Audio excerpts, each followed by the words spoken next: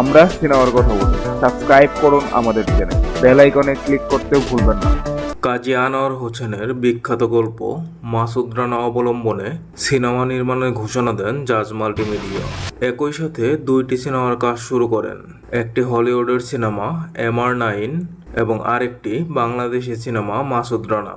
হলিউডের সাথে যৌথ প্রযোজনায় MR9 নির্মাণ করেন আসিফ আকবর। এতে নাম ভূমিকায় অভিনয় করেন ABM সুমন।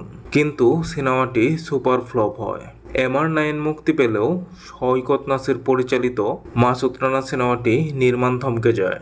অবশেষে 5 বছর পর বাকি থাকা শুটিং শেষ করে মুক্তির প্রস্তুতি নিচ্ছে মাসুদ রানা। আর সে ঈদ উল আজহায় মুক্তি পাবে বিগ অ্যারেঞ্জমেন্টের এই সিনেমাটি। মাসুদ রানা সিনেমায় নাম ভূমিকায় অভিনয় করেছেন রাসেল রানা। তার বিপরীতে সোহানা চরিত্রে অভিনয় করেছেন পূজা চেরি। এছাড়াও অবনীতা চরিত্রে অভিনয় করেছেন সৈয়দা তিথি অমনি। স্পাই থ্রিলার গল্পে সিনেমাটি নির্মিত হয়েছে। এই সিনেমায় পূজা চেরিকে বেশ কিছু অ্যাকশন দৃশ্যে পারফর্ম করতে দেখা যাবে। সিনেমাটি প্রযোজনা করেছেন জাজ মাল্টিমিডিয়া। সবকিছু ঠিক থাকলে আসছে ঈদ উল আজহায় সিনেমাটি মুক্তি পাবে এবং খুব শীঘ্রই সিনেমাটির ট্রেলার রিলিজ পাবে। আপনি কি ঈদে মাসুদ রানা দেখার জন্য অপেক্ষায় রয়েছেন? কমেন্ট করে জানিয়ে দিন।